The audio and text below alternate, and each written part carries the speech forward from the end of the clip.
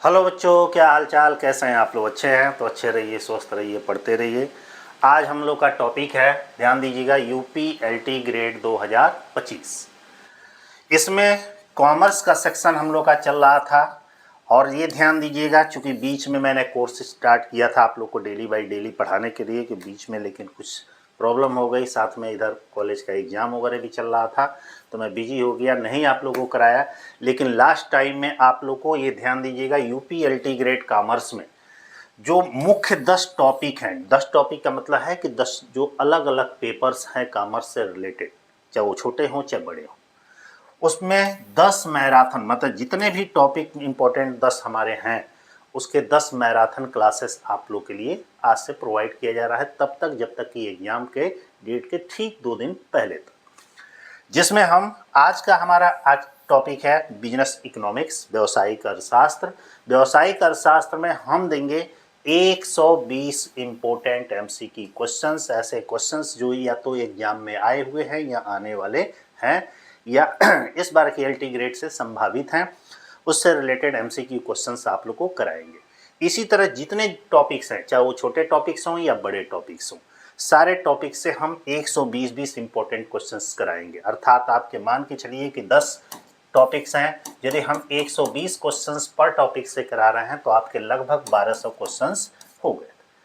ठीक है, तो जल्दी से वीडियो को लाइक कर दीजिए, अपने फ्रेंडों में शेयर कर दीजिए और आज का क्लास हम लोग को स्टार्ट करते हैं। एक चीज़ और मैं बता दूं जानकारी के लिए, कि जो भी ये क्लासेस वगैरह हैं डेली शाम के 7 बजे स्टार्ट होंगी। 7 बजे आप लोग को वीडियो प्रोवाइड कर दिया जाएगा।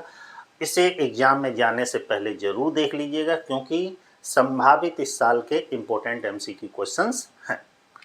आइए हम स्टार्ट करते हैं।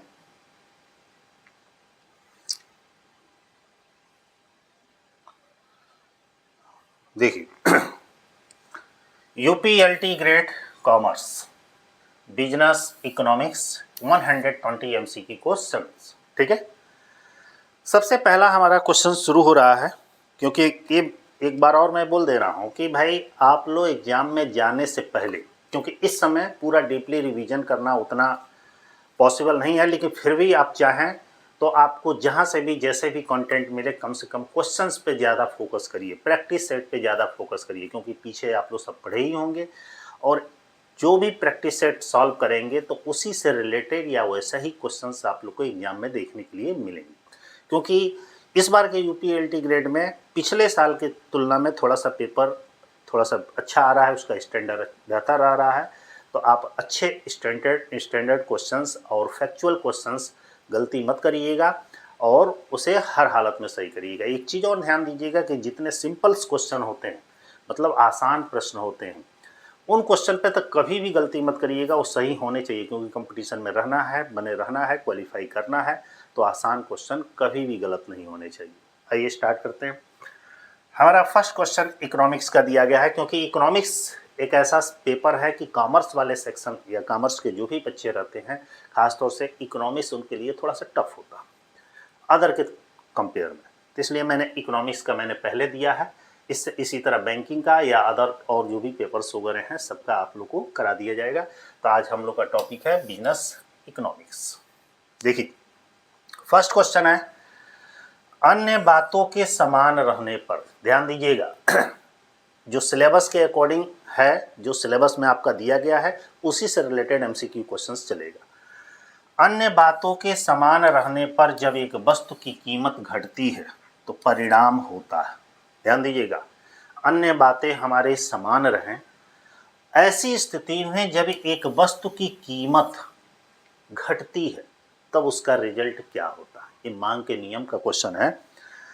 कह रहा है कि मांग में वृद्धि होती है, मांग में कमी होती है, मांगी गई मात्रा में वृद्धि होती है, मांगी गई मात्रा में कमी होती है। मांग का नियम क्या कहता है, जैसे ही हम किसी वस्तु की कीमत को का रेट घटाते हैं, कम करते हैं, ऐसी सिचुएशन में हमारी मांग क्या होती है, अन्य बातें समान रहे तब ऐसी स्थिति में मांग में वृद्धि होगी कि मांग में कमी होगी। जनरली जानते होंगे हम लोग, किसी वस्तु का दाम कम हो जाता है तो उसकी डिमांड बढ़ जाती है, और किसी वस्तु का दाम बढ़ जाता है तो उसकी थोड़ी सी डिमांड कम हो जाती है, ऐसा होता है।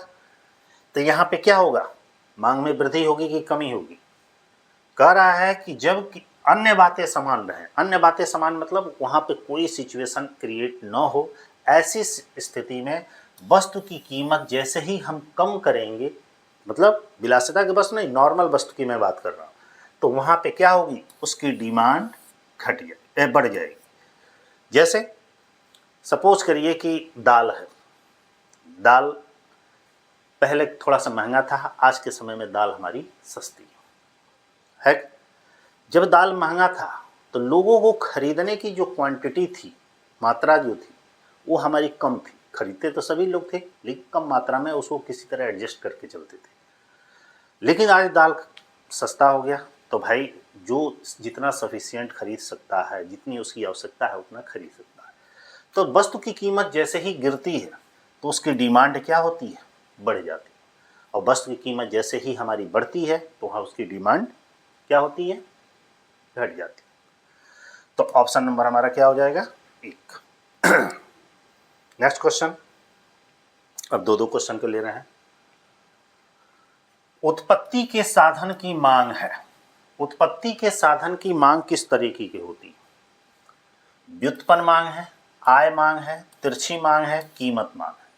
उत्पत्ति के जो साधन होते हैं, श्रम पूंजी साहस से सब उत्पत्ति के साधन हैं, इनकी जो मांग होती है, ये फैक्चुअल क्वेश्चन है, इनकी ये व्युत्पन्न मांग होती है। ऑप्शन नंबर क्या हो जाएगा, बी।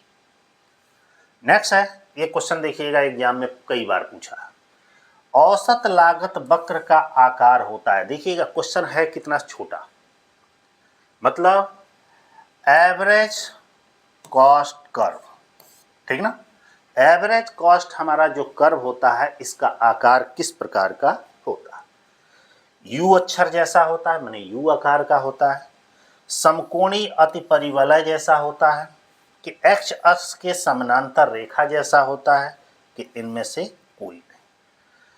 औसत लागत जो वक्र का आकार होता है वो आपका कैसा होता है, यू आकार का होता है। ये अक्सर क्वेश्चन एग्जाम में पूछे गए कई बार। नेक्स्ट क्वेश्चन, मैक्सिमम क्वेश्चंस किसी न किसी एग्जाम में, चाहे आपका यूपीएलटी ग्रेड में हो, चाहे टीजीटी पीडीटी हो, चाहे केबीएस हो, एनबीएस हो, या कहीं भी जो टीचर्स एग्जाम वगैरह होते हैं, उसमें ये क्वेश्चंस, मैक्सिमम क्वेश्चंस पूछे गए हैं और इसी से रिलेटेड आप लोग का पेपर में भी आएगा। नेक्स्ट अगला क्वेश्चन है कि मांग की आड़ी लोच, मांग की आड़ी लोच की वैज्ञानिक व्याख्या का श्रेय किसने दिया? जो मांग की आड़ी लोच है, इसका वैज्ञानिक व्याख्या किसने की? वैज्ञानिक मतलब साइंटिफिक एक्सप्लेनेशन किसने किया? Shrimati John Robinson, Marshall, Robert Triffin और स्टील। केवल वैज्ञानिक व्याख्या की मैंने बात की है। वैज्ञानिक व्याख्या की बात करेंगे तो रॉबर्ट ट्रिफिन ने मांग की आड़ी लोच का साइंटिफिक एक्सप्लेनेशन दिया, ठीक है। स्वतंत्र वस्तुएं, इंडिपेंडेंस गुड्स की मांग की आड़ी लोच होती है। स्वतंत्र जो वस्तुएं होती हैं, इनकी मांग की आड़ी लोच किस प्रकार की होती है? अनंत होती है, अत्यधिक लोचदार होती है, बेलोचदार होती है, कि शून्य होती है? जो भी हमारे स्वतंत्र वस्तुएं हैं, इनकी मांग की जो आड़ी लोच होती है, हमारी शून्य होती है। Option number D. अगला क्वेश्चन, मांग की कीमत लोच से अभिप्राय है। मांग की कीमत लोच, ध्यान दीजिएगा, आय लोच, कीमत लोच, ऐसे ऐसे बहुत सारे लोच हैं। मांग की कीमत लोच से क्या तात्पर्य है? कीमत में परिवर्तन के कारण मांग में परिवर्तन। ध्यान दीजिएगा, यदि इसमें कीमत शब्द जुड़ा हुआ है, मांग की कीमत लोच में कीमत शब्द मतलब जो भी मांग की लोच है उसमें कीमत शब्द जुड़ा हुआ है, तो उसमें जो भी परिवर्तन का कारण होगा, मुख्य कारण कीमत ही होगा। कीमत में परिवर्तन के कारण मांग में परिवर्तन, मतलब उसके प्राइस में हमारी चेंजिंग आ रही है, तो उसमें उसके डिमांड में भी परिवर्तन होता है। तो ऑप्शन नंबर हमारा ये सही हो जाएगा। मांग में परिवर्तन ही होगा नहीं, वास्तविक आय में परिवर्तन होगा नहीं, कीमत में परिवर्तन होगा नहीं, पहला ऑप्शन हमारा ये है। क्योंकि मांग की कीमत लोच से मतलब होता है कि जैसे ही कीमत में परिवर्तन होगा मांग में भी उसी रेशियो, क्योंकि मांग वस्तु का मूल्य माने वस्तु की प्राइस, वस्तु की कीमत और मांग दोनों में विपरीत संबंध होता है, ठीक ना। क्योंकि जानते ही होंगे कि जैसे सामानों के दाम बढ़ते हैं उसकी डिमांड कम होती है कुछ वस्तुओं को छोड़कर, और जैसे ही सामानों के दाम गिरते हैं उसकी डिमांड क्या होती है, बढ़ जाती है।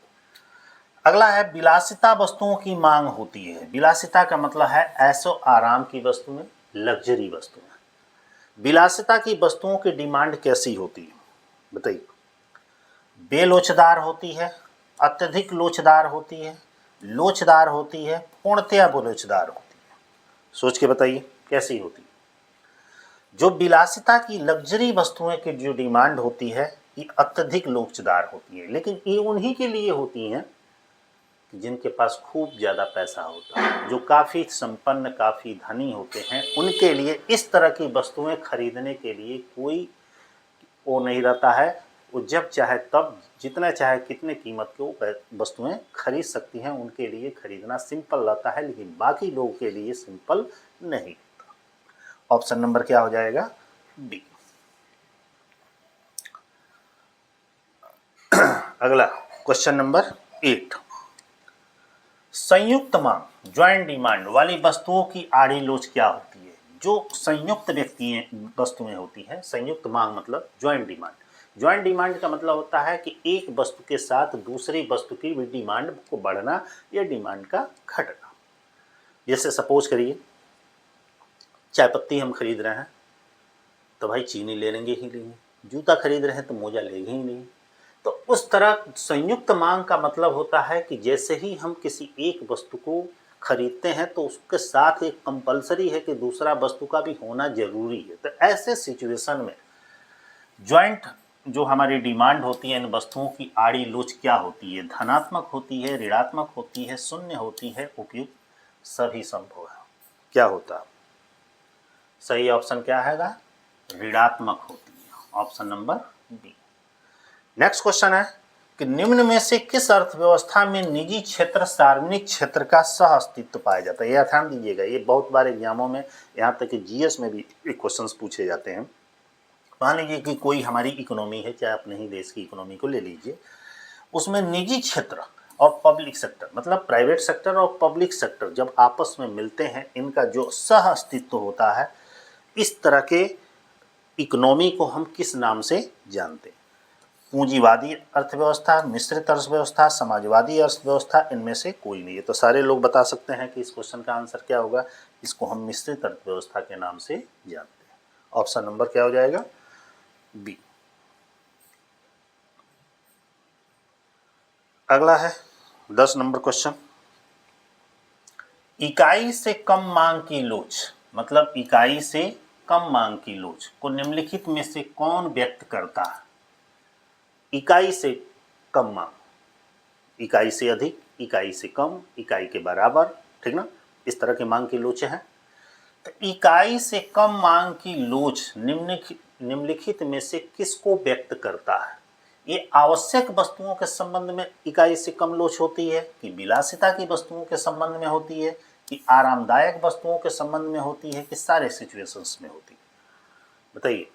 ये इकाई से कम मांग की लोच हमेशा आवश्यक वस्तुएं मतलब जो जरूरी वस्तुएं हैं, जो हर व्यक्ति के लिए डे बाय डे उसके लिए नेसेसरी हैं, लेना जरूरी है, चाहे सिचुएशन कोई भी हो, तो वहाँ पर इकाई से कम मांग की लोच होती है। तो ये किसके लिए है, आवश्यक वस्तु के संबंध में।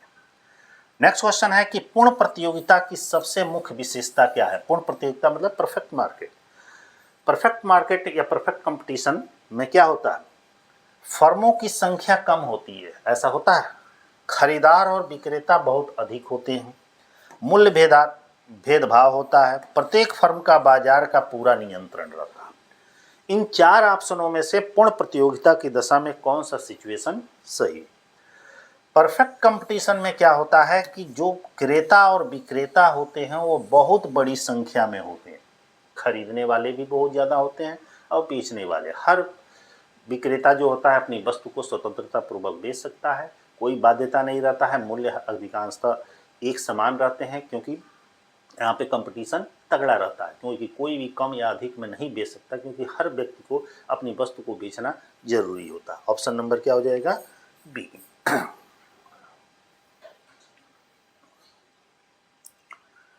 12 नंबर क्वेश्चन हमारा दे रहा है, पूर्ण प्रतियोगिता में कीमत किसके द्वारा निर्धारित होती है? ये सारे क्वेश्चन आए हुए हैं, ध्यान दीजिएगा। परफेक्ट कंपटीशन में जो प्राइस होता है ये किसके द्वारा निर्धारित किया जाता है? ये किसके द्वारा निर्धारित होता है? सरकार निर्धारित करती है कि विक्रेता निर्धारित करती है कि क्रेता निर्धारित करती है कि उद्योग, बाजार और मांग की आपूर्ति निर्धारित करती है? सही ऑप्शन क्या होता है? जो उद्योग होता है, वो मार्केट होता है, वो परफेक्ट कंपटीशन का प्राइस डिपेंड करता है, निर्धारित करता है। निम्नलिखित में से कौन सा अपूर्ण प्रतियोगिता का रूप है? अब यहाँ पे अपूर्ण प्रतियोगिता, क्योंकि पूर्ण प्रतियोगिता अपूर्ण प्रतियोगिता दोनों ही होते हैं, तो अपूर्ण प्रतियोगिता में कई सारे कंपटीशंस आते हैं। जैसे उसमें एक मोनोपोली आता है, एकाधिकार आता है, एकाधिकारिक प्रतिस्पर्धा आती है, मोनोपोलिस्टिक कंपटीशन आता है, अल्पाधिकार ओलिगोपोली आती है, और उपयुक्त सभी। ये तीनों जो सिचुएशंस दिए गए हैं, ये तीनों अपूर्ण प्रतियोगिता का ही एक रूप है, इसलिए इसका आंसर होगा आपका डी। पूर्ण प्रतियोगिता के कोई रूप नहीं है, लेकिन अपूर्ण प्रतियोगिता में ये तीनों चीजें आती हैं।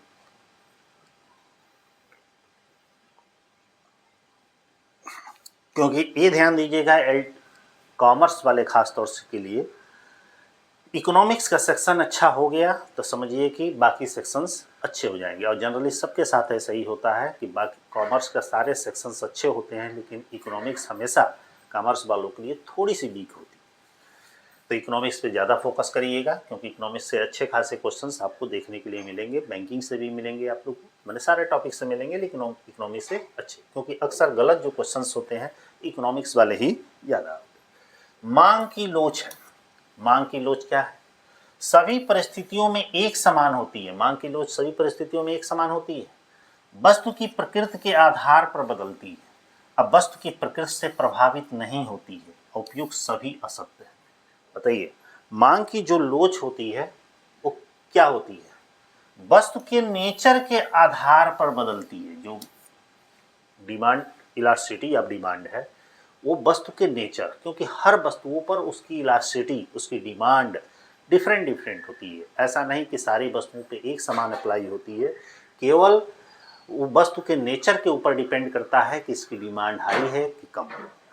अगला है, उत्पादन में वृद्धि के साथ साथ कुल लागत या कुल परिवर्तनशील लागत में अंतर है।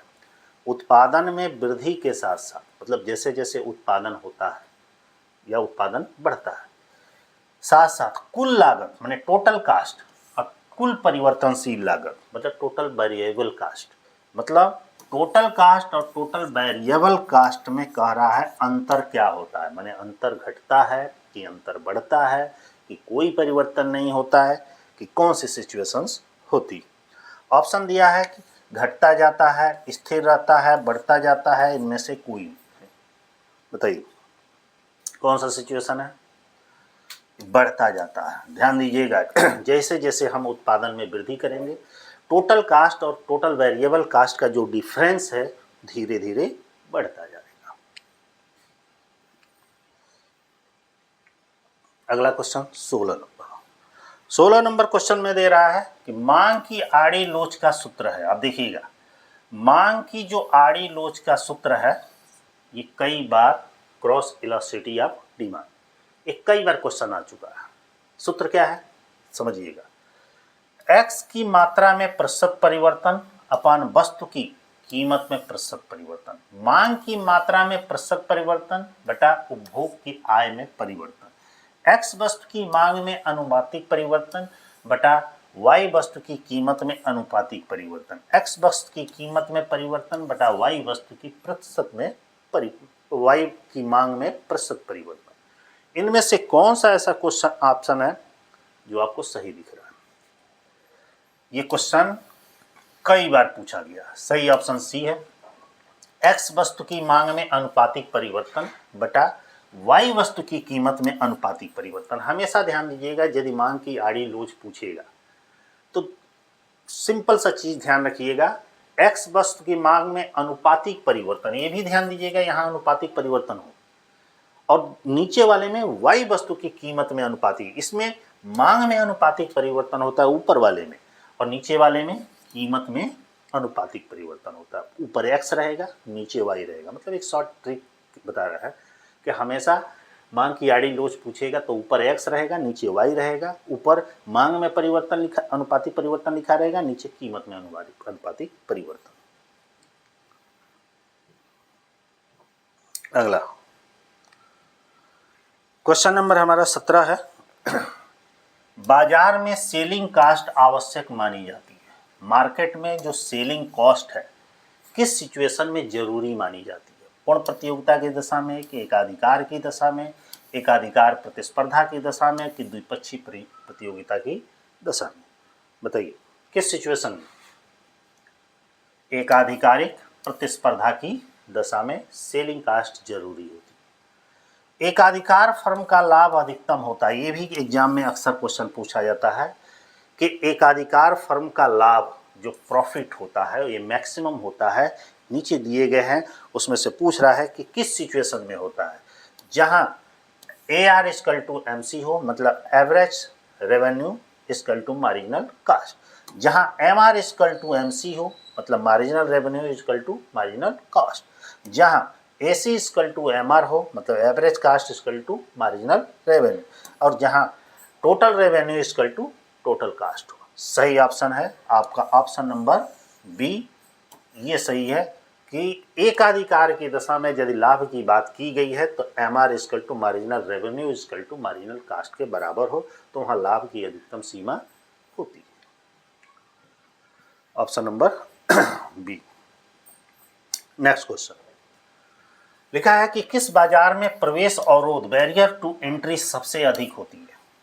बहुत अच्छे क्वेश्चन हैं, ध्यान दीजिएगा कि किस मार्केट में प्रवेश अवरोध मतलब बैरियर टू एंट्री सबसे अधिक होती है? बैरियर टू एंट्री सबसे अधिक किस मार्केट में होती है? एकाधिकार में होती है, अल्पाधिकार में होती है, एकाधिकारी प्रतिस्पर्धा में होती है, कि पूर्ण प्रतियोगिता में होती है? बताइए। जब सबसे ज्यादा एंट्री मतलब कौन सा ऐसा मार्केट है जिसमें प्रवेश करना काफी कठिन होता है? वो है एकाधिकार मोनोपोली में, क्योंकि उसमें कुछ कंपनियों का अपना एकाधिकार आता है, दूसरे कंपनी का उसमें बाजार में प्रवेश करना बहुत ही कठिन होता है। अगला क्वेश्चन है क्वेश्चन नंबर 20 नंबर क्वेश्चन कह रहा है सीमांत उत्पादकता सिद्धांत किस अर्थशास्त्री से मुख्य रूप से संबंधित है? लिखा है सीमांत उत्पादकता सिद्धांत मुख्य रूप से किस अर्थशास्त्री से रिलेटेड है? ऑप्शन दे रहा है Adam Smith, Marshall, J.B. Clark, Ricardo. सीमांत उत्पादकता सिद्धांत बताइए। सही आंसर है J.B. क्लार्क। ठीक है, रिकार्डो तो जनसंख्या से लगान से संबंधित है, मार्शल है नहीं, क्योंकि मार्शल भी इसमें इन्वॉल्व है, लेकिन मुख्य रूप से लिखा है तो मुख्य रूप से J.B. एडम स्मिथ तो धन से रिलेटेड है, तो आपके J.B. क्लार्क है। सीमा ऑप्शन कट गया है, ऊपर लेके चलते हैं। 21 नंबर क्वेश्चन है सीमांत उत्पादकता सिद्धांत के अनुसार उत्पादन कारकों का मूल्य किस पर निर्भर करता है? सीमांत उत्पादकता सिद्धांत के अनुसार उत्पादन कारकों का मूल्य किस पर डिपेंड करता है? औसत उत्पाद पर, कुल उत्पाद पर, लागत पर, सीमांत उत्पाद पर? बताइए किस पर डिपेंड करता है? मार्जिनल प्रोडक्टिविटी पर। ऑप्शन नंबर हो जाएगा डी।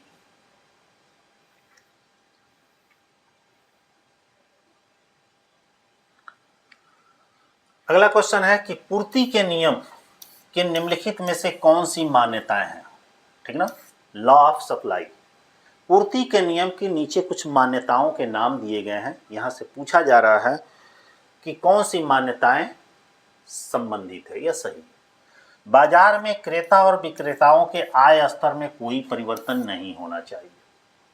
उत्पत्ति के साधनों की कीमतें स्थिर रहती हैं। तकनीकी ज्ञान व स्तर स्थिर रहता है और उपयोग सभी। पूर्ति के नियम के संबंध में ऊपर दिया गया है, इनमें से कौन सी मान्यता सही है? तो आपूर्ति के नियम के संबंध में सारी मान्यताएं सही है। अगला क्वेश्चन है, मांग की लोच का माप निम्नलिखित में से किस विधि से किया जाता है?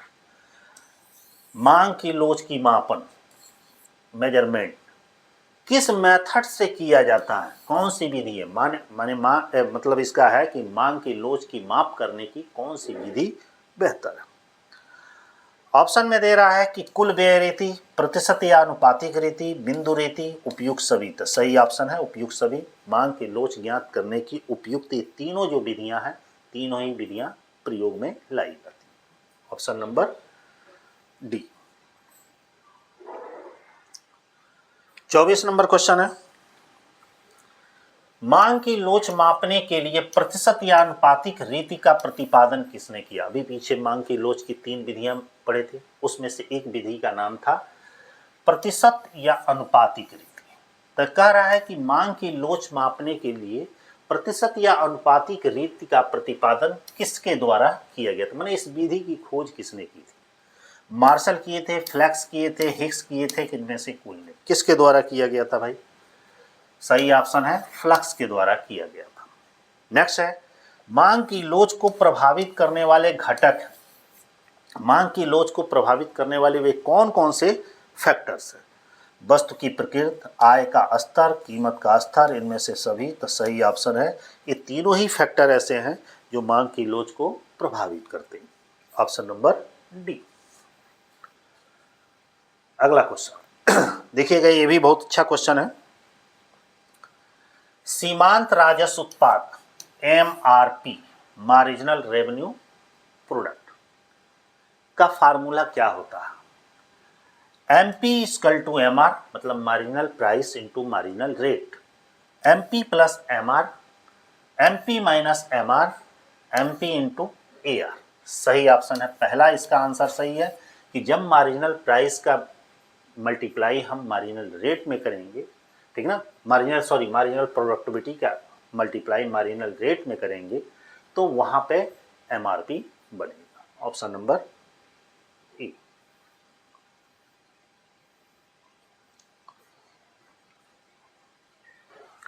क्वेश्चन नंबर 27 दिया गया है, सीमांत उत्पादकता सिद्धांत में किसका भुगतान उसके सीमांत उत्पाद के बराबर होता है?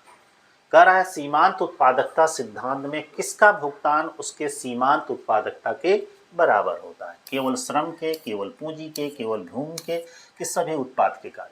तो भाई सही ऑप्शन क्या है? सभी उत्पाद के कार्यों, क्योंकि उत्पत्ति के जो साधन है श्रम, पूंजी, भूमि, साहस, से सारी चीजें हैं। ऑप्शन नंबर हो जाएगा यहाँ पे डी।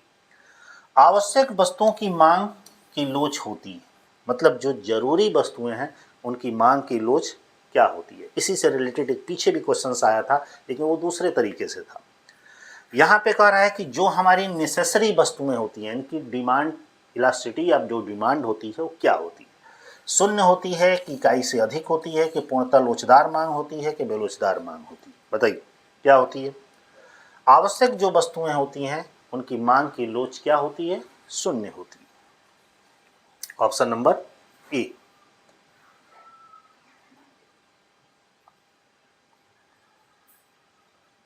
चलिए एक एक करके कर 29 नंबर क्वेश्चन, किसी वस्तु की कीमत में, ध्यान दीजिएगा ये बहुत अच्छा क्वेश्चन है, किसी वस्तु की कीमत में 20% की वृद्धि होती है। ध्यान दीजिएगा, किसी वस्तु के प्राइस में, रेट में 20% वृद्धि होती है और उसकी मांग ठीक 20% की कमी होती है। मतलब जैसे ही हम उस वस्तु की कीमत में 20% बढ़ाएंगे, रेट बढ़ा देंगे, 100 से 120 कर देंगे, तो उसकी डिमांड भी में 20% की कमी हो जाए। मतलब जहाँ 100 लोग खरीदते थे अब 80 लोग खरीद रहे हैं, मतलब रेट हम 100 से 120 कर दिए तो उसकी डिमांड क्या हो गई? 100 से सीधे 80 हो गई। तो यह है, ये क्या है? इस सिचुएशन को हम क्या करते हैं? इकाई के बराबर लोचदार मांग, बेलोचदार मांग, अत्यधिक लोचदार मांग, पूर्णतः लोचदार मांग। ये बहुत बार एग्जाम में क्वेश्चन पूछे गए, ध्यान दीजिएगा। इसको हम कहते हैं इकाई के बराबर लोचदार मांग। मतलब जैसे ही किसी वस्तु के मूल्य में जिस रेशियो से वृद्धि होती है उसी रेशियो से जब उसके डिमांड में कमी आती है तो उसको हम इकाई के बराबर लोचदार मांग कहते हैं। अगला क्वेश्चन, अल्पकालीन उत्पादन की दशा में एक विवेकशील उत्पादक किस अवस्था तक उत्पादन करना पसंद करेगा। कह रहा है अल्पकालीन उत्पादन की दशा में एक विवेकशील उत्पादक किस अवस्था तक उत्पादन करना पसंद करेगा। प्रथम अवस्था, द्वितीय अवस्था, तृतीय अवस्था, द्वितीय अवस्था, इनमें से किसी भी में किस अवस्था तक वो खरीदना पसंद करेगा। वह द्वितीय अवस्था तक खरीदना पसंद करेगा। एक शॉर्ट टाइम में की दशा में एक जो अच्छा उत्पादक होता है वो वस्तु को पहली अवस्था तक तो खरीदेगा ही, लेकिन वो दूसरी अवस्था तक खरीदेगा। जो आगे देखता है कि सिचुएशन उसके अनुकूल नहीं है तो वहीं पे वो बंद कर देगा। 31 नंबर क्वेश्चन है, परिवर्तनशील अनुपात का नियम उत्पादन की 3 अवस्थाओं की चर्चा करता है उत्पादन का प्रथम चरण में। लिखा है कि परिवर्तनशील अनुपातों का जो नियम है उत्पादन की 3 अवस्थाओं की चर्चा करता है। मैंने भैया बताता है कि उत्पादन की 3 अवस्थाएं हैं। उत्पादन के प्रथम अवस्था में वो क्या होता है, सीमांत और औसत उत्पादन बढ़ते हैं, सीमांत उत्पादन बढ़ता है, औसत उत्पादन गिरता है, सीमांत उत्पादन शून्य होता है। बताइए क्या होता है। सही ऑप्शन है आपका पहला, सीमांत और औसत उत्पादन क्या होते हैं, बढ़ते हैं। कब, तीनों अवस्थाओं में चर्चा करता है। तो प्रथम चरण में क्या होता है, मतलब प्रथम स्टेज में क्या होता है, मार्जिनल और एवरेज जो प्रोडक्शन है वो बढ़ते हैं। ऑप्शन नंबर ई।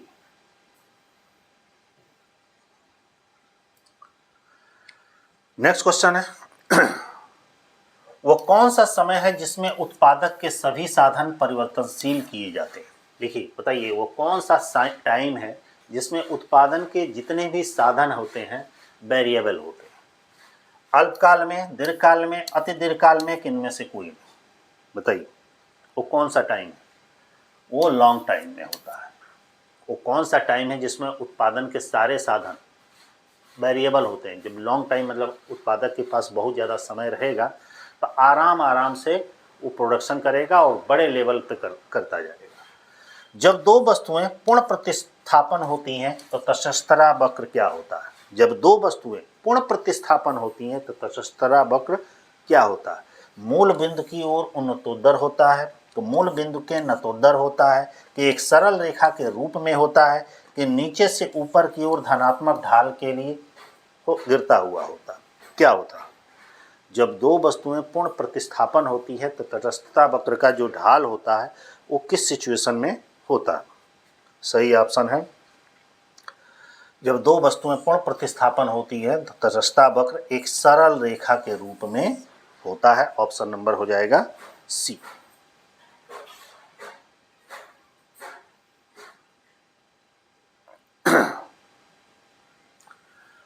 निम्नलिखित में से कौन सी विशेषता उपयोगिता में नहीं पाई जाती है। नीचे दिया है कि निम्नलिखित में से वो कौन सी विशेषता है उपयोगिता में नहीं पाई जाती है। उपयोगिता एक मनोवैज्ञानिक विचार है। उपयोगिता की गणना वाचक माप नहीं की जा सकती है।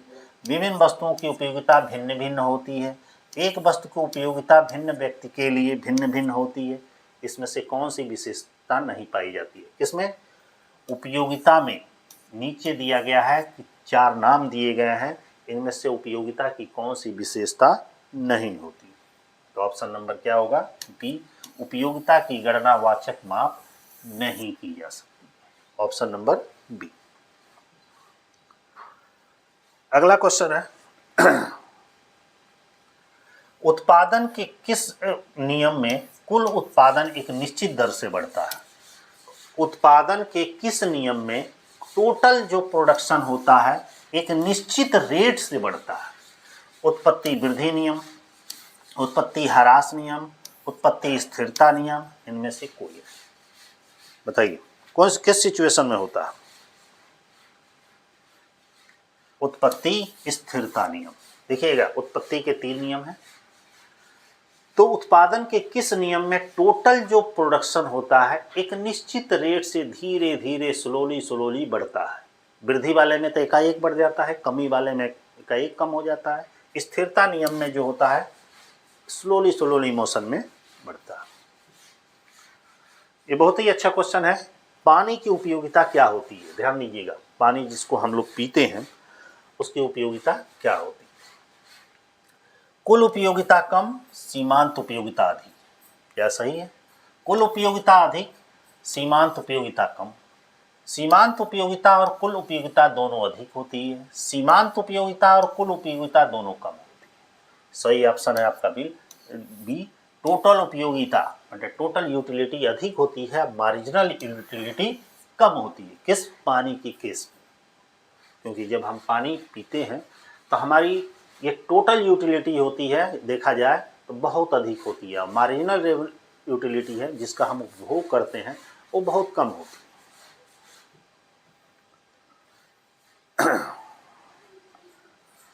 अगला क्वेश्चन 37 नंबर क्वेश्चन में दे रहा है कि जब तक सीमांत उपयोगिता बढ़ती है मतलब मार्जिनल यूटिलिटी बढ़ती है तब कब कुल उपयोगिता वक्र क्या होता है? जब सीमांत उपयोगिता बढ़ती है तो कुल उपयोगिता वक्र पर क्या प्रभाव पड़ता है? एक्स अक्ष के उन्नतोत्तर होता है, एक्स अक्ष के अवनतोत्तर होता है। उपयुक्त दोनों में से कोई स्थिति नहीं होती है, उपयुक्त दोनों ही स्थितियां संभव होती है। बताइए, जब सीमांत उपयोगिता बढ़ती है तब कुल उपयोगिता वक्र किस आकार का होता है? तो सही ऑप्शन है ए, एक्स अक्ष के उन्नतोत्तर होता है। नेक्स्ट, सीमांत उपयोगिता का सर्वप्रथम उपयोग किया था। अब यहाँ पे कह रहा है जो इंडिफरेंस कर है वो कह रहा है कि सीमांत उदासीनता वक्र का सर्वप्रथम उपयोग किसके द्वारा किया गया था? एडवर्थ ने किया था कि पेरेटो ने किया था कि प्रोफेसर जे.आर. हेक्स ने किया था कि जे.आर.डी. एलन ने किया था? सही ऑप्शन है एडवर्थ महोदय ने सबसे पहला इसका उपयोग किया था, option number A. 39 number question है, पूर्ण प्रतिस्थापन वस्तुओं की स्थिति में क्या होता है? पूर्ण प्रतिस्थापन वस्तुओं की सिचुएशन में क्या होता है? तटस्थता वक्र की एक अनिवार्य शर्त है, तटस्थता वक्र की एक महत्वपूर्ण मान्यता है, तटस्थता वक्र का एक अपवाद है, तटस्थता वक्र की समानांतर स्थिति को व्यक्त करता है। तो इन तीनों में से कौन सा सिचुएशन सही दिख रहा है? सही स्थिति है कि पूर्ण प्रतिस्थापन वस्तुओं के स्थिति में जो तटस्थता वक्र है एक अपवाद के स्वरूप होता है। ठीक है, एक सेकंड।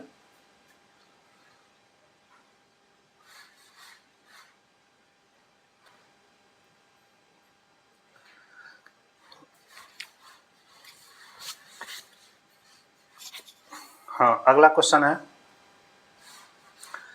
पूर्णतया पूरक वस्तुओं की स्थिति में तटस्थता वक्र। पूर्णतया पूरक वस्तुओं के संबंध में जो हमारा तटस्थता वक्र होता है क्या होता है? वृत्ताकार होते हैं कि एल आकार के होते हैं कि समान ढाल लेकर बनाए जाते हैं कि लंबवत होते हैं? बताइए किस सिचुएशन में होते हैं? बहुत सिंपल क्वेश्चन है, आया भी है एग्जाम में। ये एल आकार का होता है, ऑप्शन नंबर बी। क्वेश्चन पर समय ज़्यादा नहीं लेंगे, ठीक ना। अगला क्वेश्चन है, कीमत प्रभाव को निम्नलिखित सूत्र द्वारा व्यक्त किया जा सकता है। ये भी क्वेश्चन एग्जाम में आया हुआ है। कीमत प्रभाव को निम्नलिखित सूत्र द्वारा व्यक्त किया जा सकता है, इसका क्या सूत्र है? ठीक है, कीमत प्रभाव इक्वल टू होता है प्रतिस्थापन प्रभाव प्लस आय प्रभाव। कीमत प्रभाव बराबर होता है प्रतिस्थापन प्रभाव संबंधी आय प्रभाव। कीमत प्रभाव बराबर होता है आय प्रभाव भगा प्रतिस्थापन प्रभाव। कीमत प्रभाव बराबर होता है वास्तविक आय प्रभाव। कई कौन सा ऑप्शन सही दिख रहा है? ऑप्शन नंबर पहला सही दिख रहा है, कीमत प्रभाव बराबर होता है प्रतिस्थापन प्रभाव प्लस आय प्रभाव। अगला है कि उदासीनता वक्र विश्लेषण नई बोतल में पुरानी शराब मात्र है, यह कथन किसने किया? जो हमारा इंडेफिनिट कर्व है यह कह रहा है कि इसके एनालिसिस में जब एक नई बोतल में पुरानी शराब को रखा जाता है तो यह जो डेफिनेशन है ये पूछ रहा है कि किसके के द्वारा दिया गया था? आर्मस्ट्रांग के द्वारा दिया गया था, ये तो दिए नहीं थे। हिग्स के द्वारा दिया गया था, रॉबर्टसन के द्वारा दिया गया था। देखिए इस पर टिक भी लगा है, रॉबर्टसन के द्वारा दिया गया था, ऑप्शन नंबर सी। मार्शल के अनुसार उपभोक्ता बचत का आधार है। मार्शल कहते हैं कि उपभोक्ता बचत का आधार है। यह नियम किस पर लागू होता है? उपयोगिता ह्रास नियम पर, समसीमांत उपयोगिता नियम पर, अनुपातिकता का नियम पर कि उपयुक्त सभी पर? मार्शल के अनुसार उपभोक्ता बचत का आधार है। ये किसके संबंध में ये कहा गया है? ऑप्शन नंबर ए, उपयोगिता ह्रास नियम के संबंध में कहा गया। अगला क्वेश्चन, उपयोगिता विश्लेषण में पूर्ण तृप्ति बिंदु पर कुल उपयोगिता सीमांत उपयोगिता होती है क्रमशः। कह रहा है कि उपयोगिता विश्लेषण में पूर्ण तृप्ति बिंदु माने पूर्ण संतुष्टि बिंदु पर जो टोटल यूटिलिटी होती है वो मार्जिनल यूटिलिटी के किसके बराबर होती है? शून्य होती है कि अधिकतम होती है? यहाँ पे टोटल यूटिलिटी क्या होती है? शून्य या अधिकतम शून्य या न्यूनतम, अधिकतम शून्य और न्यूनतम शून्य। बताइए कौन सी सिचुएशन क्रिएट होती है? Option number C. उपयोगिता विश्लेषण में जो पूर्ण तृप्ति बिंदु है, टोटल यूटिलिटी हमारी अधिकतम होती है और मार्जिनल यूटिलिटी हमारी शून्य होती है। ऑप्शन नंबर सी। गोसेन का प्रथम नियम कौन सा है? ये भी एग्जाम में पूछा गया है कि गोसेन के प्रथम नियम को किस नाम से जानते हैं? मांग का नियम, सीमांत उपयोगिता ह्रास नियम, समसीमांत उपयोगिता नियम, उपभोक्ता की बचत। गोसेन के प्रथम नियम को किस नाम से जानते हैं? सीमांत उपयोगिता ह्रास नियम। Option number B. देखिए ये भी एक बार के एग्जाम में पूछा गया, 46 नंबर क्वेश्चन। कौन सा कथन सही है? क्या है? जब सीमांत उपयोगिता धनात्मक होती है तो कुल उपयोगिता बढ़ती है।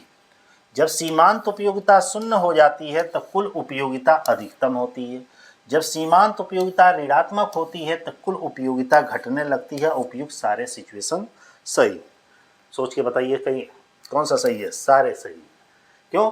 जब मार्जिनल यूटिलिटी हमारी पॉजिटिव होती है तो टोटल यूटिलिटी भी हमारी पॉजिटिव बढ़ती है, और जब मार्जिनल यूटिलिटी जीरो होती है तो टोटल यूटिलिटी मैक्सिमम होती है, और जब मार्जिनल यूटिलिटी ऋणात्मक माने नेगेटिव होती है तो वहाँ टोटल यूटिलिटी भी घटने लगती है। तीनों सिचुएशंस हमारे सही है।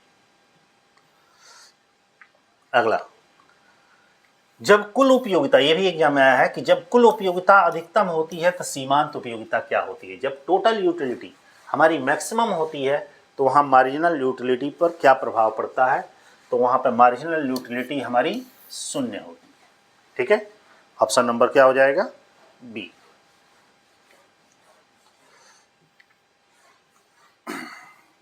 अगला क्वेश्चन 48 नंबर क्वेश्चन है कि समसीमांत उपयोगिता नियम के विचार में मूल प्रतिपादक कौन है? ध्यान दीजिएगा, समसीमांत उपयोगिता नियम के बारे में पूछ रहा है। इसके मूल प्रतिपादक या विचारक कौन है? मार्शल है, गोसेन है, रिकार्डो है, मील है? कौन महोदय हैं भाई बताइए? गोसेन है। समसीमांत उपयोगिता नियम का जो विचारक है गोसेन का नियम इसको कहा जाता है। समसीमांत उपयोगिता नियम को कहा जाता है, अब यहाँ पे उस वही क्वेश्चन फिर से पूछा है, समसीमांत उपयोगिता नियम को किस नाम से जाना जाता है? उपयोगिता वृद्धि नियम, उपयोगिता ह्रास नियम, प्रतिस्थापन का नियम? यही सही है, प्रतिस्थापन के नियम के नाम से जाना जाता है। Option number C. अगला क्वेश्चन 50 नंबर, एक वस्तु की सभी इकाइयां प्राप्त होने वाली उपयोगिता के योग को क्या कहते हैं? कह रहा है एक वस्तु की सभी इकाइयों से प्राप्त होने वाली टोटल यूटिलिटी के टोटल को हम क्या कहते हैं? सीमांत उपयोगिता, अधिकतम संतुष्टि, कुल उपयोगिता, अतिरिक्त उपयोगिता? किस नाम से जानते हैं भाई? उसको टोटल यूटिलिटी के नाम से जानते हैं। अगला है, उपयोगिता का क्रमवाचक सिद्धांत किसने दिया? देखिएगा, यूटिलिटी का जो क्रमवाचक सिद्धांत है, क्रोनोलॉजिकल प्रिंसिपल है, वो किसके द्वारा दिया गया था?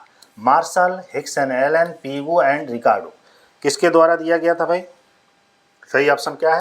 हिक्स एंड एलन के द्वारा दिया गया था। इसे ध्यान दीजिएगा, ये MCQ पढ़ लीजिएगा क्योंकि काफ़ी इंपॉर्टेंट MCQ आप लोग को इसमें दिए जा रहे हैं। क्योंकि मुझे जहाँ तक उम्मीद है कि कुछ क्वेश्चन ज़रूर इस 120 जो MCQ क्वेश्चन है इकोनॉमिक्स में इसमें से मिल जाएंगे। मूल्य वृद्धि में गिफिन वस्तुओं की मांग होती है। जैसे मूल्य में वृद्धि होती है तो गिफिन जो वस्तुओं की डिमांड होती है वो क्या होती है? मूल्य वृद्धि की दशा में गिफिन, गिफिन मतलब जो हमारी नेगेटिव या निष्क्रिय वस्तुएं होती हैं बढ़ जाती है, स्थिर रहती हैं, घट जाती हैं कि अस्थिर हो जाती हैं। कौन सा सिचुएशन क्रिएट होता है? तो ऐसे सिचुएशन में गिफिन वस्तुओं की मांग क्या हो जाती है भाई? बढ़ जाती है। ऑप्शन नंबर क्या हो जाएगा? ई। किसी सामान्य वस्तु के मांग वक्र की ढाल होती है। कोई नॉर्मल वस्तु है, इसकी डिमांड जो कर्व होता है इसका ढाल क्या होता है? ऋणात्मक होता है कि धनात्मक होता है कि क्या होता है? तो सही स्थिति है, नॉर्मल वस्तुओं की मांग वक्र क्या होती है? ऋणात्मक हो रहती है। ऋणात्मक का मतलब होता है कि जैसे जैसे मूल्य बढ़ेगा तो उसकी डिमांड कम हो जाएगी, अब मूल्य घटेगा तो वहाँ डिमांड बढ़ जाएगी। मतलब एक तरह से विपरीत संबंध होता है। 54 नंबर क्वेश्चन है, निम्न में से कौन सा कथन सही है? नीचे कुछ कथन दिया गया है, इसमें से पूछ रहा है कि कौन सा स्टेटमेंट सही है। उपयोगिता का अर्थ आवश्यकता की संतुष्टि शक्ति है। उपयोगिता इच्छा की तीव्रता का फलन है। वस्तु के उपभोग की इच्छा उपयोगिता को जन्म देती है। ये तीनों ही सिचुएशन आपके सही हैं, तो ऑप्शन नंबर हो जाएगा डी।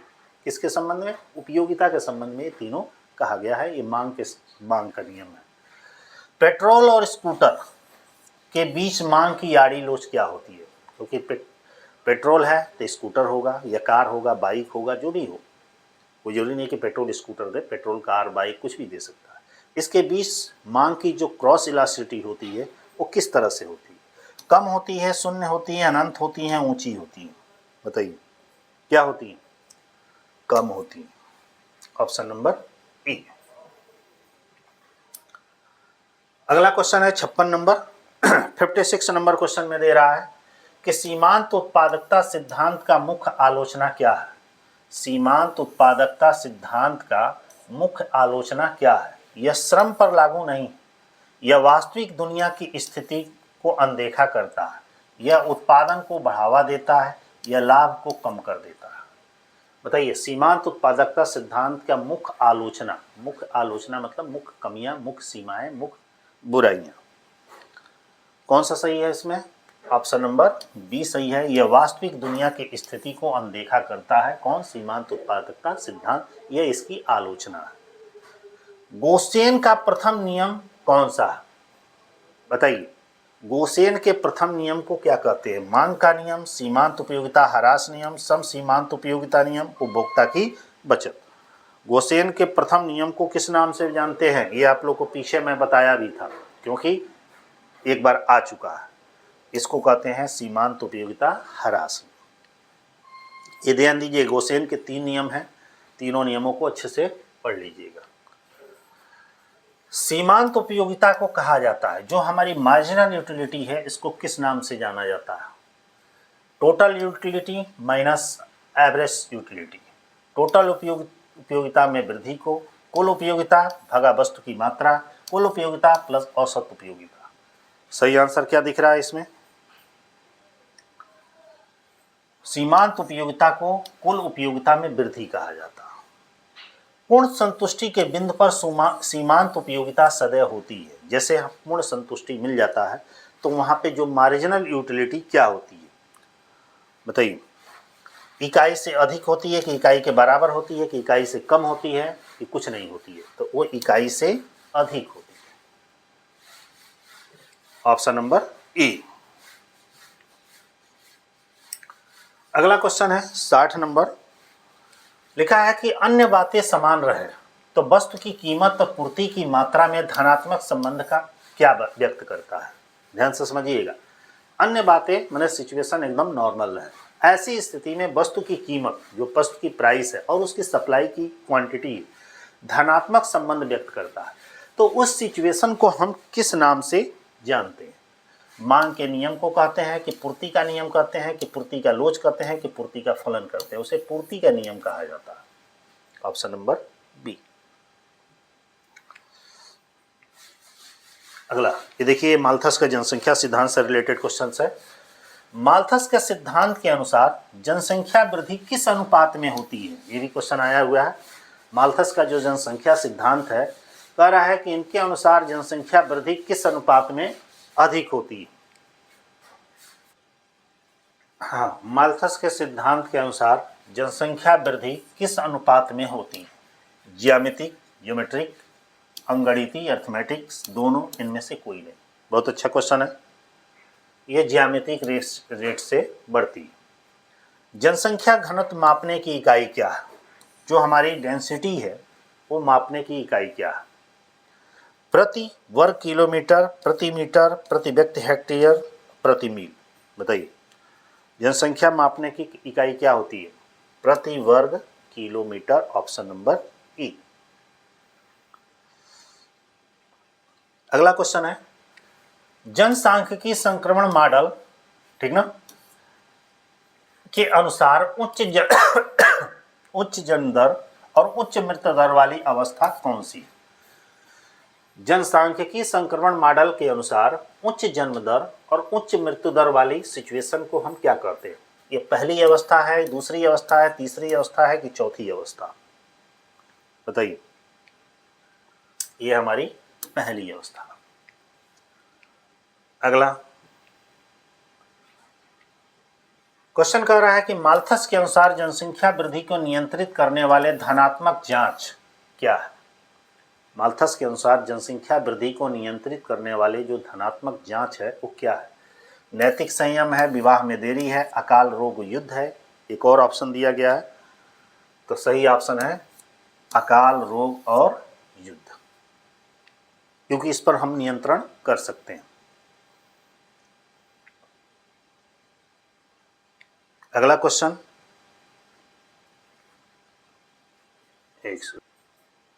65 नंबर क्वेश्चन है भारत में जनसंख्या के अध्ययन को क्या कहा जाता है। भारत में जनसंख्या के अध्ययन को किस नाम से जाना जाता है। सही ऑप्शन पहला ही इसमें दे रहा है जनसांख्यिकी डेमोग्राफी, ऑप्शन नंबर ए सही। कुछ क्वेश्चन है जिसे डायरेक्ट आप लोग को याद कर लीजिएगा। मांग के नियम, लॉ ऑफ डिमांड का क्या अर्थ है, लॉ ऑफ डिमांड का क्या अर्थ है, बताइए। कीमत बढ़ने पर मांग बढ़ती है, ये गलत है। कीमत घटने पर मांग घटती है, ये भी गलत है। कीमत बढ़ने पर मांग घटती है, देखिए जब जैसे ही प्राइस हम बढ़ाएंगे इसकी डिमांड क्या हो जाएगी, गिर जाएगी। और कीमत के घटने पर मांग, क्या मतलब, मांग और कीमत में विपरीत संबंध होता है। ऑप्शन नंबर क्या हो जाएगा, सी।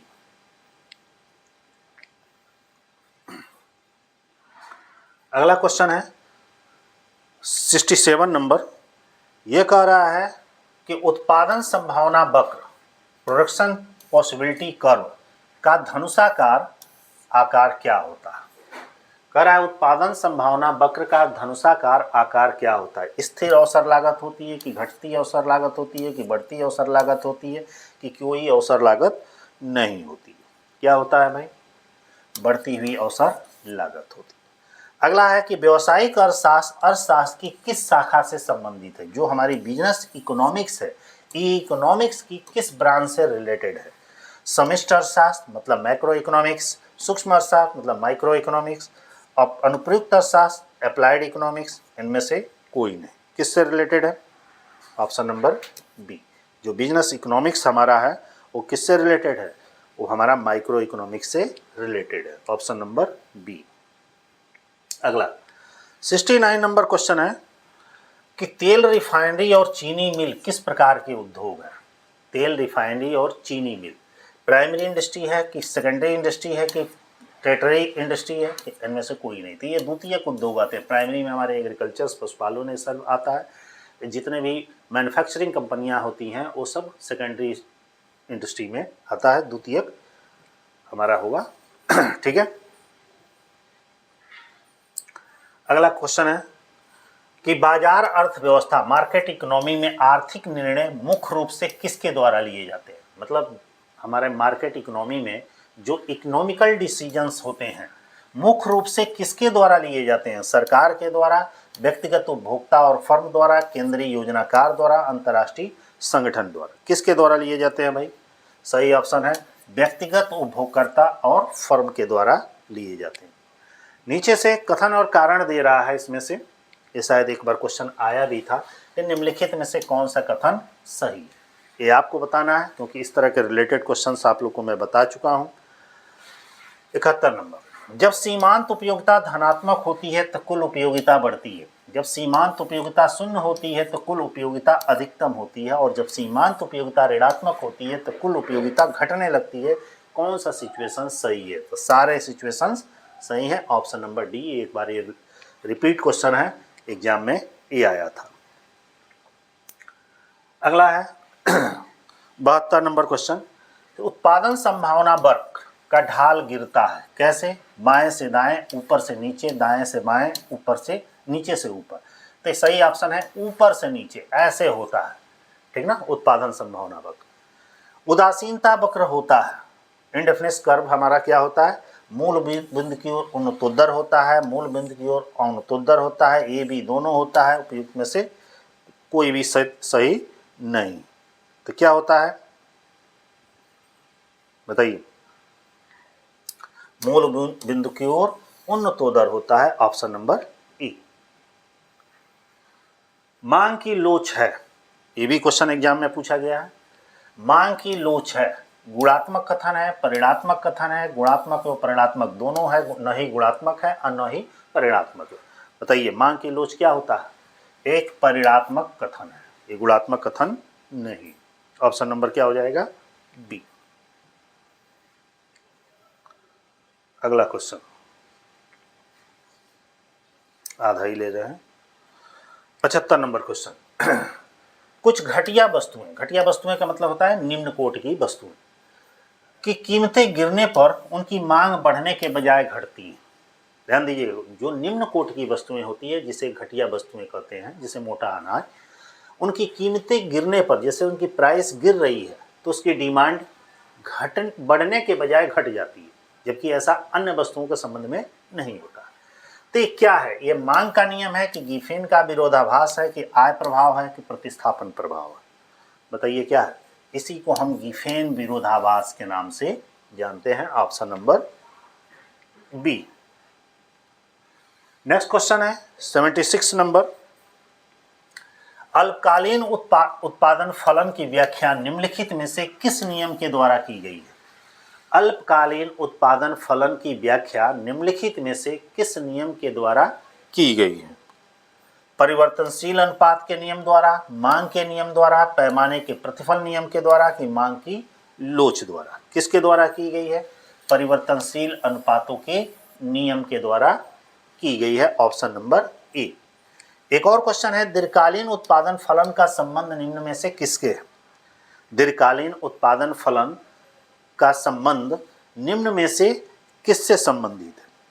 मांग के नियम से कि उत्पत्ति वृद्धि नियम से कि पैमाने के प्रतिफल से कि मांग की लोच से? सही ऑप्शन है पैमाने के प्रतिफल से, ऑप्शन नंबर हो जाएगा सी। अगला क्वेश्चन है 78 नंबर है कि निम्नलिखित में से किसका क्षेत्र सबसे अधिक विस्तृत है? नीचे कुछ नाम दिए गए हैं, मांग के जो डेफिनेशन है उसके ये पार्ट हैं कि निम्नलिखित में से पूछ रहा है कि किसका क्षेत्र सबसे अधिक बड़ा है। इच्छा का है, आवश्यकता का है, मांग का है कि उपयुक्त सभी का क्षेत्र समान है? किसका है सबसे ज़्यादा? इच्छा, क्योंकि इच्छा होगी तब आवश्यकता होगी, आवश्यकता होगी तो डिमांड होगी। पानी की तुलना में हीरे की सीमांत उपयोगिता क्या होती है? पानी की तुलना में हीरे की सीमांत उपयोगिता भाई क्या होती है? ऊंची होती है, शून्य होती है, कम होती है? भाई पानी के अकॉर्डिंग में इसके सीमांत उपयोगिता हाई होती है, ऊंची होती है, ऑप्शन नंबर हो जाएगा ए। अगला क्वेश्चन है 80 नंबर है, सामान्य वस्तुओं के लिए मांग का नियम वस्तु की कीमत और वस्तु की मांग के बीच व्यक्त करता है। नॉर्मल वस्तुओं के संबंध में जो हमारा मांग का नियम है, वस्तु की कीमत और वस्तु की मांग के बीच किस तरीके का संबंध व्यक्त करता है? सीधा संबंध व्यक्त करता है ना विपरीत संबंध? मतलब मांग के नियम ये कहता है कि वस्तु की कीमत और वस्तु की मांग, इन दोनों में विपरीत संबंध होता है। जैसे क्योंकि मांग बढ़ेगी तो कीमत क्या होगी? घटेगी, कीमत बढ़ेगी तो मांग घटेगी।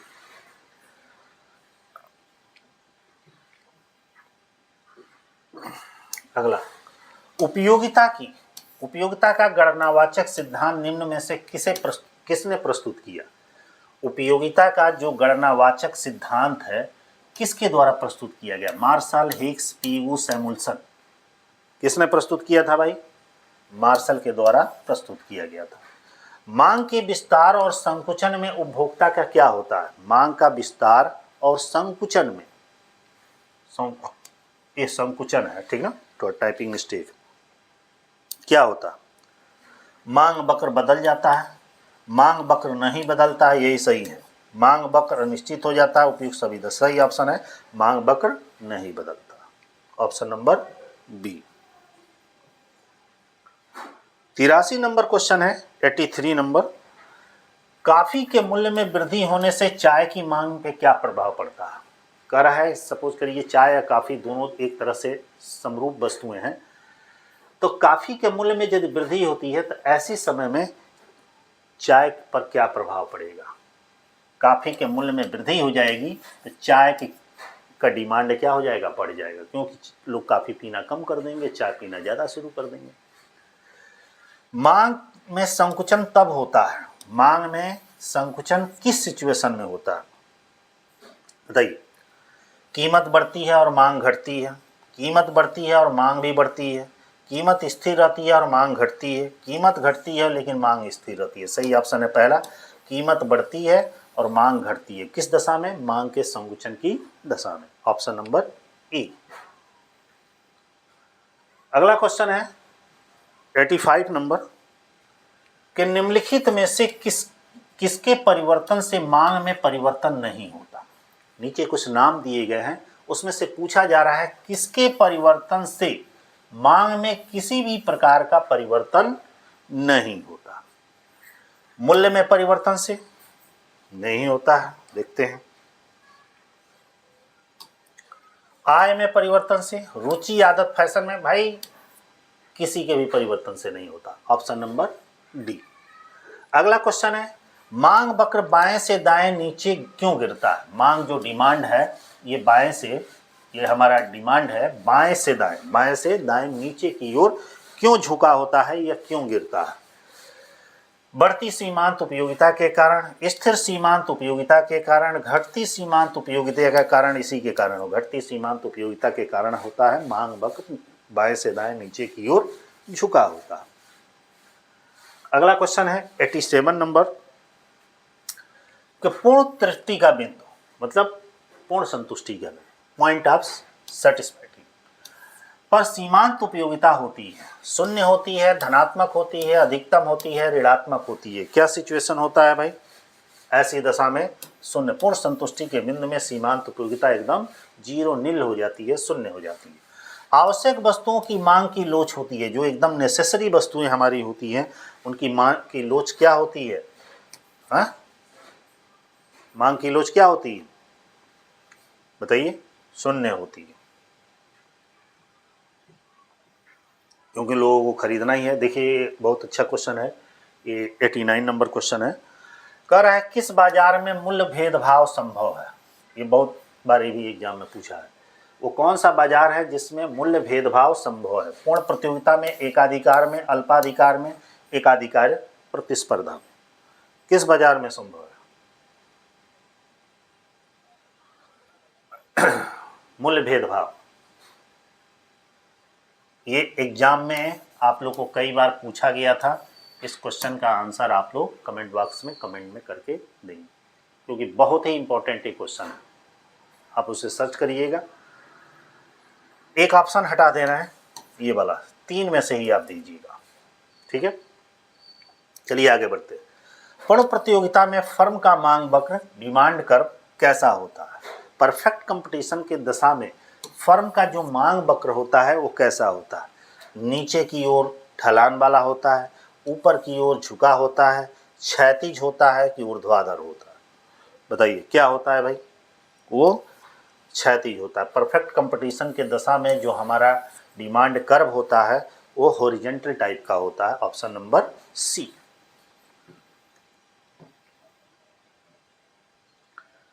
91 नंबर क्वेश्चन दे रहा है, 91 नंबर हमारा क्वेश्चन है कि मांग का नियम, लॉ ऑफ डिमांड, किसी वस्तु की कीमत बढ़ने पर उसकी मांग पर क्या प्रभाव पड़ता है। लॉ ऑफ डिमांड क्या कहता है कि जैसे हम किसी वस्तु की कीमत को बढ़ाते हैं, रेट बढ़ाते हैं, तो उसकी डिमांड पर क्या प्रभाव पड़ता है। रेट बढ़ेगा तो डिमांड क्या हो जाएगी, घटेगी ना। डिमांड क्या हो जाएगी, घटेगी। ऑप्शन नंबर हो जाएगा बी। पूर्ण प्रतियोगिता बाजार में मुख्य विशेषता क्या है। परफेक्ट कंपटीशन की मुख्य विशेषता क्या है। एक विक्रेता, अनेक विक्रेता, कृत्रिम प्रतिबंध और कीमत नियंत्रण। बताइए क्या होता है। कृत्रिम प्रतिबंध होता है, क्योंकि एक विक्रेता तो होता ही नहीं है, अनेक विक्रेता भी हो। एक तरह से देखा जाए ये भी सही है कि अनेक विक्रेता होते हैं, ये बात सही है, ठीक ना। तो अनेक विक्रेता ही नहीं होते हैं, क्रेता भी बहुत होते हैं। लेकिन कृत्रिम प्रतिबंध होता है, माने आर्टिफिशियल उस पर रिस्ट्रिक्शन रहता है, क्योंकि रिस्ट्रिक्शन एक तरह से नहीं होता, क्योंकि स्वतंत्र बाजार होता है, कोई भी उसमें प्रवेश कर सकता है, कोई भी आ जा सकता है। तो कृत्रिम प्रतिबंध होता है, रियल प्रतिबंध नहीं होता। अगला 92 नंबर हमारा क्वेश्चन दे रहा है कि उत्पादन की एक अतिरिक्त इकाई, एक्स्ट्रा यूनिट बढ़ाने में आने वाली लागत को क्या कहते हैं। उत्पादन की एक अतिरिक्त इकाई बनाने में आने वाली लागत को हम क्या कहते हैं। कुल लागत, औसत लागत, सीमांत लागत, स्थिर लागत, किस नाम से हम जानते हैं। उसको हम सीमांत लागत के नाम से जानते हैं। ऑप्शन नंबर क्या हो जाएगा, सी। 93 नंबर क्वेश्चन है, एक सेकंड। अगला क्वेश्चन है 93 नंबर कि एक फर्म अपने लाभ को अधिकतम करने के लिए किस शर्त का पालन करती है। एक फर्म अपने लाभ को अधिकतम करने के लिए किस कंडीशन को अप्लाई करती है, किस शर्त का पालन करती है। ऑप्शन है जब एमआर एमसी के बराबर हो, जब एमआर एमसी से अधिक हो, जब एमआर एमसी से कम हो, जब टीआर टीसी के बराबर हो। सही ऑप्शन पहला ही है, जब एमआर एमसी के बराबर हो। कीमत में बदलाव के प्रति मांग की संवेदनशीलता को क्या कहते हैं। कीमत में बदलाव के प्रति मांग की संवेदनशीलता को किस नाम से हम जानते हैं। ऑप्शन क्या है, आपूर्ति की लोच, मांग की लोच, लोच, कीमत। किस नाम से जानते हैं भाई, मांग की लोच। Option number B.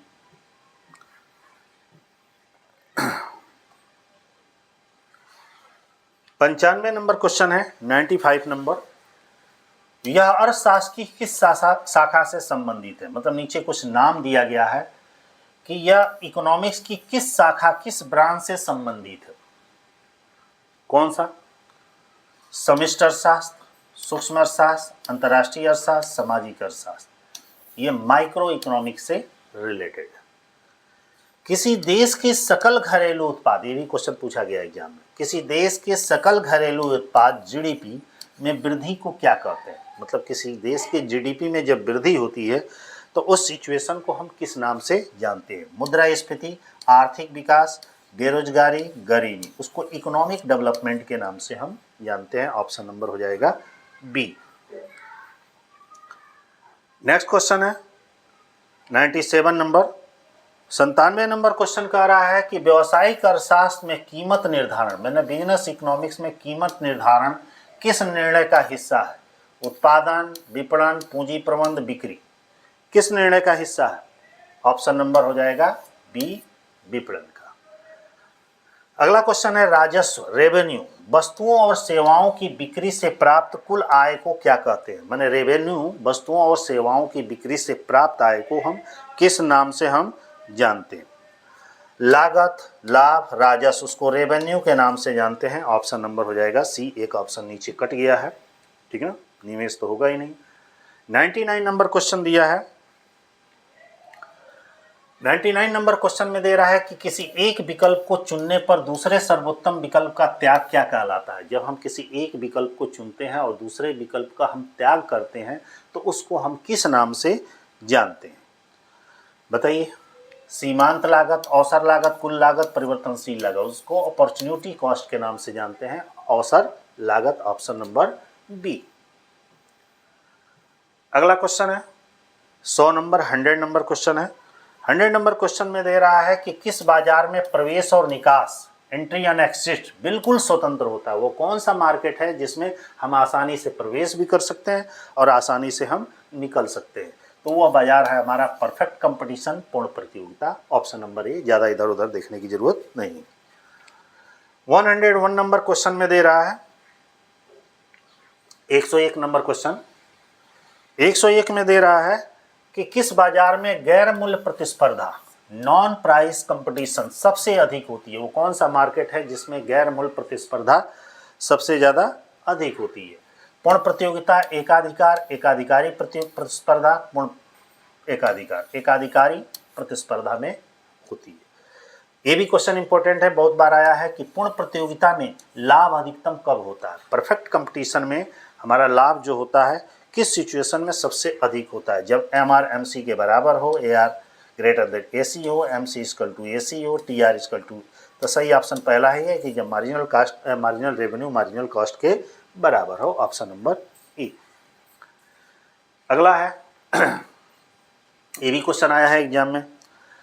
लिखा है कि जब पूर्ण प्रतियोगिता में दीर्घकाल में फर्म को केवल सामान्य लाभ क्यों मिलता है। मतलब परफेक्ट कंपटीशन के सिचुएशन में लॉन्ग टर्म में एक उत्पादक को नॉर्मल प्रॉफिट क्यों अधिक होता है, जब ए आर एस सी के बराबर हो, ए आर ग्रेटर देन ए सी हो, ए आर लेस देन ए सी हो, A R A C M C के बराबर हो। बताइए कौन से सिचुएशन में होता है। पहला ऑप्शन सही है कि जब एवरेज रेवेन्यू एवरेज कॉस्ट के बराबर हो, तो पूर्ण प्रतियोगिता में दीर्घकाल में सामान्य लाभ प्राप्त होता है। अगला है अल्पाधिकार बाजार में किस प्रकार का पारस्परिक व्यवहार देखा जाता है। अल्पाधिकार मार्केट में, ठीक ना, ओलिगोपोली में किस बाजार का पारस्परिक व्यवहार देखा जाता है। कोई प्रतिस्पर्धी नहीं है, पारस्परिक निर्भरता है, पूर्ण स्वतंत्रता है, पूर्ण पारदर्शिता। कौन सा सिचुएशन सही दिख रहा है। सिचुएशन नंबर इसमें बी, पारस्परिक निर्भरता। 105 नंबर क्वेश्चन है।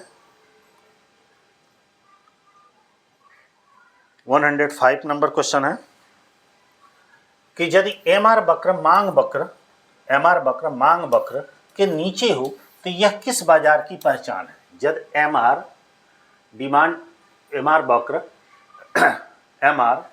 मांग वक्र मतलब ए आर से नीचे हो तो यह किस मार्केट का लक्षण है।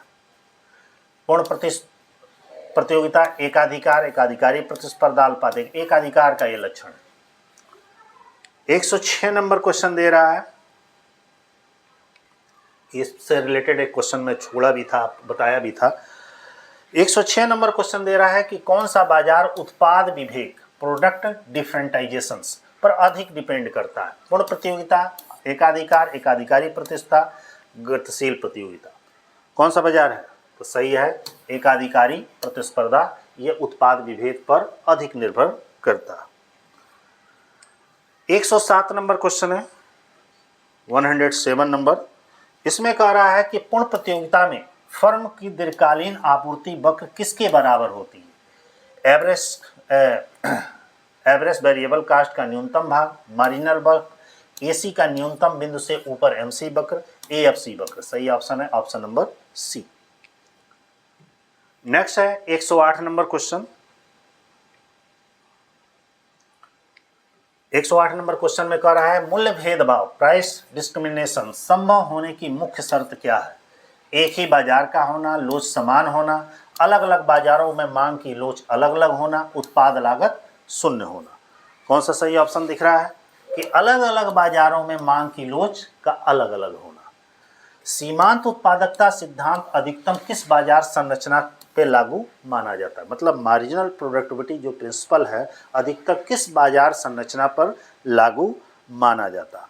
तो ऑप्शन है एकाधिकार, पूर्ण प्रतियोगिता, अल्पाधिकार। सही ऑप्शन है पूर्ण प्रतियोगिता, ऑप्शन नंबर हो जाएगा बी। एक ऑप्शन नीचे छूट गया है, वो भी कुछ होगा, ये तो होगा नहीं। 110 नंबर क्वेश्चन कह रहा है कि उपयोगिता का गणनावाचक सिद्धांत, यूटिलिटी का जो गणनावाचक सिद्धांत है निम्न में से किसके द्वारा प्रस्तुत किया गया। बताइए यूटिलिटी का गणनावाचक सिद्धांत किसने प्रस्तुत किया था। पीछे बताए थे मार्शल ने। उत्पत्ति ह्रास नियम लागू होने का मुख्य कारण क्या है। उत्पत्ति ह्रास नियम लागू होने का मुख्य रीजन कौन सा? साधनों की सीमितता, साधनों का अपूर्ण स्थापन होना, ए और बी दोनों, इनमें से कोई नहीं। सोच के बताइए कौन सा आंसर सही दिख रहा है? दोनों ही सिचुएशन ऊपर वाले सही हैं, इसलिए ऑप्शन नंबर हो जाएगा सी। अगला क्वेश्चन है 112 नंबर कि बिजली की मांग लोचपूर्ण होती है क्योंकि बिजली की मांग लोचपूर्ण होती है क्यों? इसके पीछे रीजन है, यह बहुत महंगी है, इसके अनेक निकट स्थापन है, इसके अनेक वैकल्पिक प्रयोग है, उपयुक्त में से कोई नहीं। सही ऑप्शन है सी, इसके अनेक वैकल्पिक प्रयोग होते हैं इसलिए बिजली की मांग लोचपूर्ण होती है। परिवर्तनशील अनुपातों का नियम संबंधित है। परिवर्तनशील अनुपातों का नियम पूछ रहा है किससे संबंधित है? ऑप्शन क्या है? अल्पकाल या दीर्घकाल दोनों में, दीर्घकाल में, अल्पकाल में, इनमें से कोई नहीं। सही ऑप्शन है परिवर्तनशील अनुपातों का जो नियम लागू होता है अल्पकाल की दशा में लागू होता है, option number C. 114 number question हमारा दे रहा है पूर्ण प्रतियोगिता में फर्म का राजस्व वक्र कैसा होता है? परफेक्ट कंपटीशन में फर्म का राजस्व वक्र कैसा होता है? ये बहुत बार एग्जाम में पूछा है, पहला ही सही है, AR=MR। इस तरह के क्वेश्चन होते हैं तो उसमें ऑप्शन नहीं चुना जाता है, डायरेक्ट एग्जैक्ट याद किया जाता है। कौन सा बाजार प्राइस लीडरशिप मॉडल का अनुसरण करता है? वो कौन सा मार्केट है जो प्राइस लीडरशिप माने मूल्य स्वामित्व का निर्धारण करता है? ऑप्शन चुनते हैं, एकाधिकार, एकाधिकार प्रतिस्पर्धा, पूर्ण प्रतिस्पर्धा, अल्पाधिकार। अल्पाधिकार में प्राइस लीडरशिप का विशेष महत्व होता है। एकाधिकार में सीमांत राजस्व नकारात्मक कब होता है? एकाधिकार में, मोनोपोली में सीमांत राजस्व मार्जिनल रेवेन्यू निगेटिव कब होता है? जब मांग पूर्णतः अरैखिक हो, जब लोच 1 के बराबर हो, जब मूल्य 1 से अधिक, मूल्य लोच 1 से कम हो, जब मूल्य बढ़ाया जाए। किस सिचुएशन में होता है? ऑप्शन नंबर सी, जब मूल्य लोच 1 से कम हो। 117 नंबर सीमांत उत्पाद घटाने का नियम किसके कारण होता है? सीमांत उत्पाद घटाने का नियम किसके कारण लागू होता है? साधनों की कमी, तकनीकी उन्नति, उत्पादन में बाधा, अतिरिक्त कारक की घटती दक्षता, ऑप्शन नंबर डी। नेक्स्ट है 108 नंबर क्वेश्चन, उदासीनता वक्र होता है, जो इंडेफिनेट कर्व होता है वो क्या होता है? मूल बिंदु की ओर उन्नतोत्तर दर होता है, मूल बिंदु की ओर अवनतोत्तर दर होता है, ABC दोनों सत्य है, इनमें से कोई नहीं। कुछ क्वेश्चंस रिपीटेड आप लोग को मिलेंगे, तो पहला ऑप्शन इसका सही है, क्योंकि पीछे आ चुका था क्वेश्चन, मूल बिंदु की ओर उन्नतोत्तर दर होता, क्योंकि वो क्वेश्चन बहुत बार एग्जाम में पूछे गए थे। 119 नंबर क्वेश्चन दे रहा है कि थॉमस रॉबर्ट माल्थस जो है उसका पूरा नाम है थॉमस रॉबर्ट माल्थस ने अपना जनसंख्या का सिद्धांत किस वर्ष प्रस्तुत किया? मतलब माल्थस का जो जनसंख्या सिद्धांत है किस वर्ष दिया गया? 1750, 1798, 1850, 1900, 1798 में इन्होंने दिया था। और लास्ट 120 नंबर हमारा क्वेश्चन है, 120 नंबर क्वेश्चन में दे रहा है कि जब परिवर्तनशील साधन जैसे श्रम की अतिरिक्त इकाई लगाने पर कुल उत्पादन घटती दर से बढ़ता है तो ये कौन सा नियम है? तो सही ऑप्शन है उत्पत्ति वृद्धि नियम, उत्पत्ति ह्रास नियम, उत्पत्ति स्थिरता नियम, इनमें से कोई नहीं, तो उसी को उत्पत्ति ह्रास नियम के नाम से जानते हैं। इस तरह टोटल आप लोग को इकोनॉमिक्स का 120 क्वेश्चंस कराया गया। इसी तरह सारे टॉपिक्स से जो भी है अब से लेकर एग्जाम तक आप लोग को 120 क्वेश्चन, जो 10 इंपॉर्टेंट टॉपिक्स हैं, जो बड़े बड़े टॉपिक्स हैं, मैंने पूरे सिलेबस की मैं बात कर रहा हूँ, 120 क्वेश्चंस आप लोग को कराए जाएंगे। ठीक है, आप लोग पढ़िए, मेहनत करिए, अधिक से अधिक रिवीजन करिए, PYQ पर सबसे ज़्यादा फोकस करिए। All the best. फिर मिलते हैं हम दूसरे लेक्चर में।